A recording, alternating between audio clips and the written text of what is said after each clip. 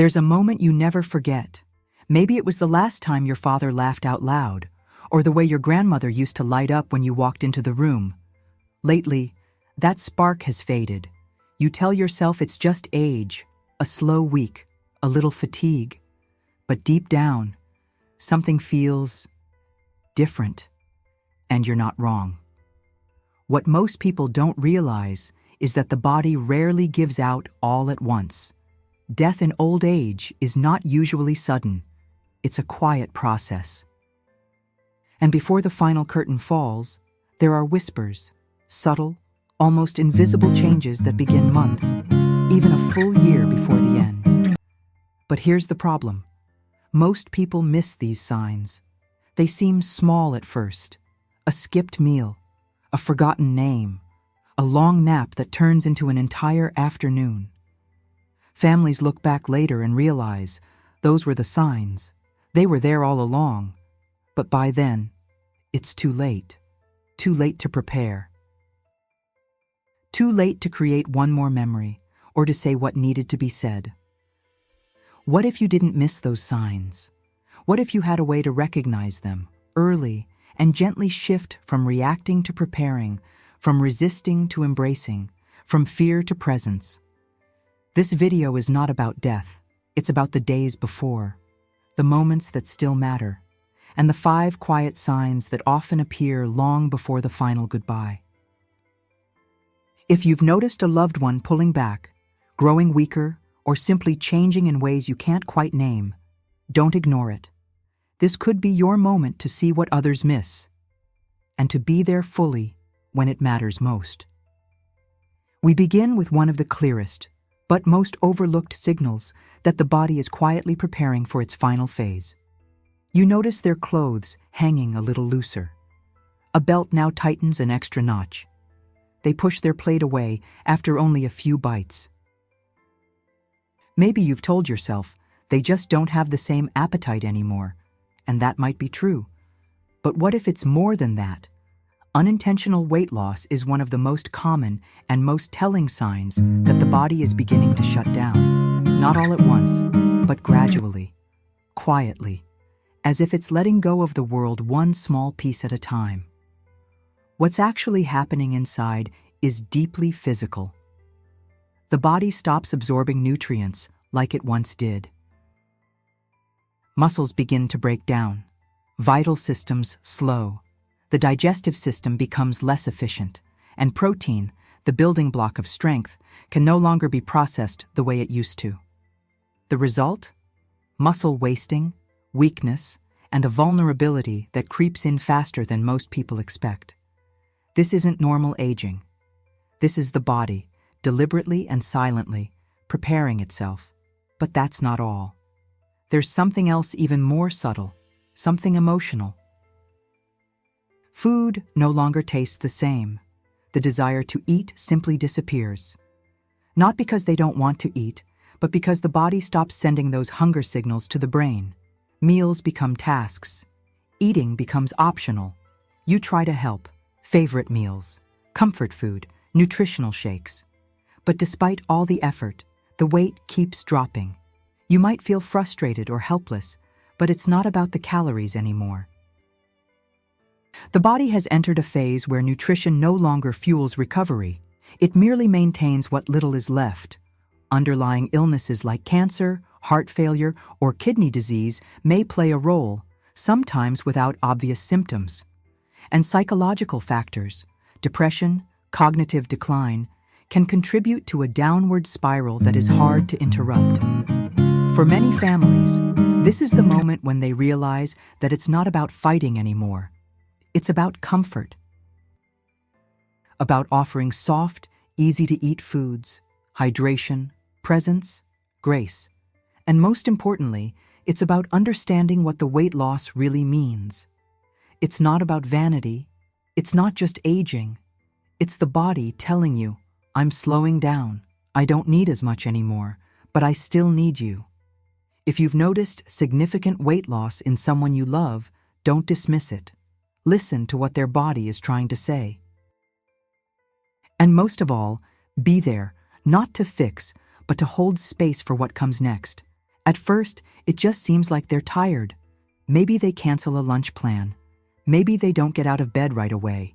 You tell yourself they're resting more, taking it easy. But then it keeps happening. They no longer want to go for walks. The TV is on, but they're not watching. Even a short conversation leaves them breathless or mentally drained. Soon, the smallest tasks, getting dressed, brushing their hair, sitting upright, feel like climbing a mountain. This isn't simple aging. This is profound fatigue, the kind that sleep doesn't fix, the kind that doesn't lift with coffee or encouragement. This level of exhaustion often appears in the final year of life. It's the body pulling back from action and beginning to prioritize only what is absolutely essential. The heart doesn't pump as strongly. Circulation slows. Muscles don't get the oxygen they used to. Energy is conserved, not spent. You might notice they nap more during the day. Long naps, deep ones. And when they're awake, they still seem tired. There are sudden dips in energy. One moment they're alert, the next they're drifting off. But there's more than just physical fatigue here. There's emotional weight, too. For someone who spent a lifetime being independent, this new weakness can feel humiliating. Many seniors begin to withdraw, not out of depression, but because the effort to stay social is simply too much. Conversation takes effort. Responding feels like a chore. Eventually, they choose silence over strain, and that silence is heartbreaking. Families often misread this stage. They urge their loved one to stay active, to get out, to keep going. But pushing doesn't help. It only adds pressure to a body that's trying its best just to endure. This is the time to change our expectations, not to mourn what's gone, but to embrace what remains. If your loved one is deeply fatigued, meet them where they are. Sit with them, let them sleep without guilt, offer them rest without judgment. Because these moments, quiet, simple, and still, may be the last ones you have together. The body knows what it's doing. And in this phase, peace matters more than productivity. And as the body continues to slow down, another kind of change begins to surface, one that's less physical, but just as profound. They forget where they put their glasses. Then, they forget who they just spoke to on the phone. Later, they forget your name, or worse, their own. You try not to panic. After all, memory lapses happen with age, don't they? Yes, to a degree. But what we're talking about here isn't occasional forgetfulness. It's a deeper shift. A kind of fading, not just of memory, but of presence. Cognitive confusion and emotional withdrawal are often signs that the end is not far. They can begin slowly, getting lost in familiar places, repeating the same story twice in a row, misplacing things in strange locations. But over time, the changes deepen. The brain, like every other organ, needs oxygen and nutrients. As circulation declines, its ability to function begins to slip. Thoughts slow down. Processing fades. And the person you love may start to feel like a shadow of who they once were. But this is not just about facts and names. It's about the emotional retreat that often follows. They start speaking less. They engage less. They prefer quiet rooms, dim lights, and silence over conversation. Not because they don't love you, but because their mind is tired. And in that silence, many families feel a unique kind of grief. A grief that begins before death. You're losing them, even while they're still alive. Sometimes they become irritable or anxious. Other times, unnervingly calm and indifferent. Emotional responses no longer match the moment. They may seem disconnected from things that once mattered. Birthdays, news, even grandchildren. This isn't selfishness. It's the brain slowing, conserving, retreating. In some cases, there are flashes of clarity, moments where they are fully themselves, only to fade again hours later. These flickers can feel like a gift or a cruel reminder. If you're seeing this in someone you love, Know this. They're not choosing to disconnect. They're not giving up on you. Their brain is simply doing what the body is asking, letting go. This is the time for stillness, for gentle tones, for stories softly told. Even if they don't respond, your presence matters, your voice matters, your hand in theirs matters, because when memory fades, love remains. And as the mind grows quiet, the body continues its journey toward rest. But not before giving one more warning, a physical signal that care must shift from cure to comfort. You begin to notice the patterns, a minor cold that lingers for weeks, a small cut that stays open, stubborn and slow to heal, a mild urinary infection that comes back again and again. What used to be routine is now recurring, and what used to heal without thought now seems to resist repair. These are not isolated events. They're signals that the body's defenses are no longer holding the line. As the immune system weakens, it stops responding with the same urgency and strength. Infections that were once brief become prolonged. Some elders start catching everything: the flu, bronchitis, skin irritations, and each time it takes longer to recover. Or worse, the recovery never quite completes. And this is often misunderstood. Families see the infection as the problem. They pursue tests, prescriptions, even hospital visits. But in truth, the infection is not the root, it's a symptom. The deeper issue is that the body is winding down. Its ability to fight, to heal, to bounce back is no longer what it was. One of the most telling signs is when antibiotics seem less effective, not because the bacteria are resistant, but because the body is. It no longer has the strength to work with the treatment, and so the recovery stalls. Then there's the matter of wounds. Small bruises become dark and don't fade. Pressure sores develop, especially in those who move less. Scratches remain open longer than they should. The skin becomes fragile, thin like paper. Blood flow is too weak to nourish the healing process, but sometimes the signs are even quieter: a sudden drop in alertness, a confused episode, a refusal to eat. These, too, can signal that something internal is wrong. For older adults, an infection doesn't always announce itself with a fever or visible symptoms. It shows up as mental fog, emotional withdrawal, or unexplained fatigue. And it's at this stage that many caregivers face an impossible question: do we fight harder, or do we comfort more? Often, the best path isn't more medicine, it's better presence. Hydration, clean bedding, warmth, gentle hands, quiet rooms, simple meals, compassion that doesn't rush. You may feel powerless, but in truth, this is when your presence holds the most power. You're not there to cure. You're there to witness, to support, and to carry your loved one through the hardest chapter with dignity and care. And as the body continues its quiet retreat, one final system begins to shift, one that every breath depends on.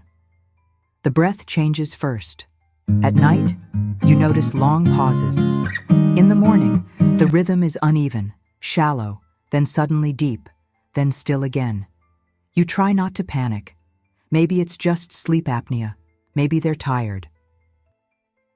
But deep down, you feel it. Something fundamental is shifting. Breathing patterns offer some of the clearest signs that the body is entering its final phase. Some people develop what's known as Cheney-Stokes respiration, alternating between deep, rapid breaths and moments of complete stillness. It can be jarring to witness, especially when you don't expect it. But it's not just the breath. Circulation begins to change too. You touch their hand. It's cold. Their feet, too.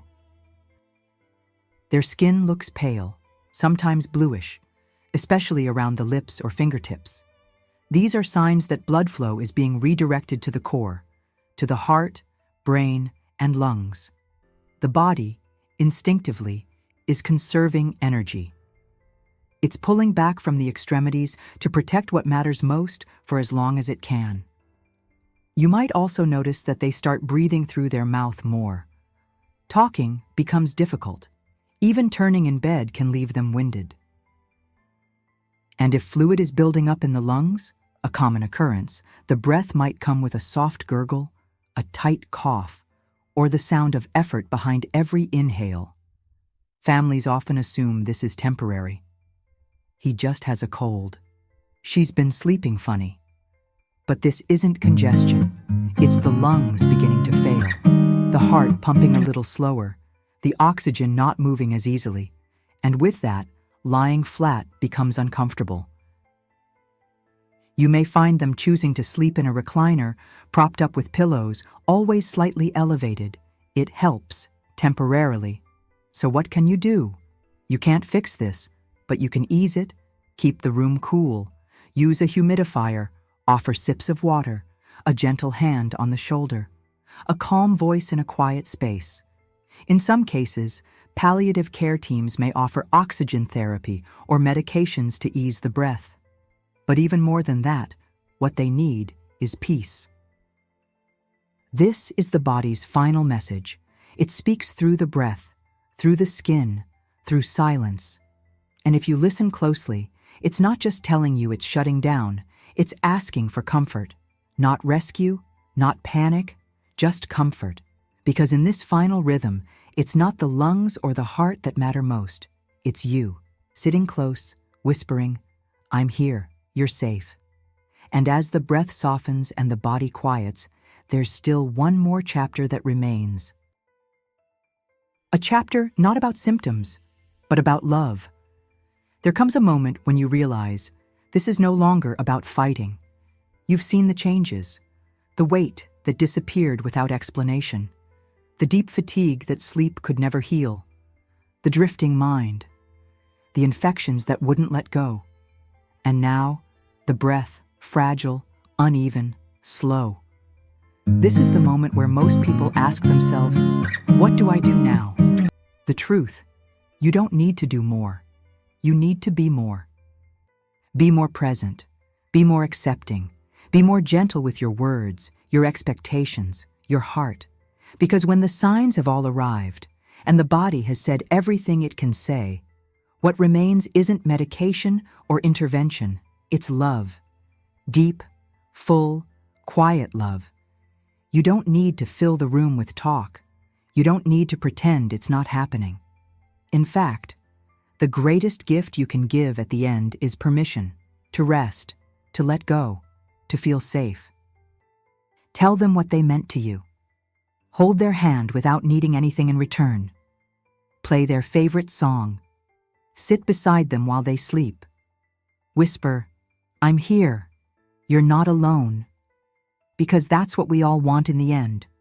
Not another test, not another rushed visit, but to know that we mattered, that someone stayed, that someone saw us all the way through.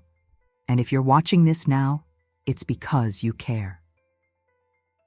You're the kind of person who wants to understand, who doesn't want to be caught off guard, who's willing to carry the weight of knowledge if it means easing someone else's path. You're not alone in this. Every day, families around the world walk this same road. It's hard. It's sacred. It's full of moments that will stay with you for the rest of your life. The final days are not just about death. They're about a chance to show a kind of love that exists beyond words, beyond time, a love that stays. So if you're seeing these signs in someone close to you, take a deep breath. There may not be much time left, but there's still time for something beautiful. Time to say what was never said. Time to listen without rushing. Time to forgive, to remember, to hold close. And most of all, time to be present, not just in body, but in spirit. Because when everything else fades, when memory disappears, when strength is gone and the breath grows quiet, what remains is not the illness or the fear or the silence. What remains is you. If this message spoke to your heart, take a moment and comment below. I will be present. not just for your loved one, but for yourself. Because presence, real presence, is what gives this journey meaning. And if you found comfort here, consider sharing this video with someone who may need it. One conversation, one moment of awareness, one shared truth can change everything. Thank you for staying, for listening, for caring. We'll see you in the next video.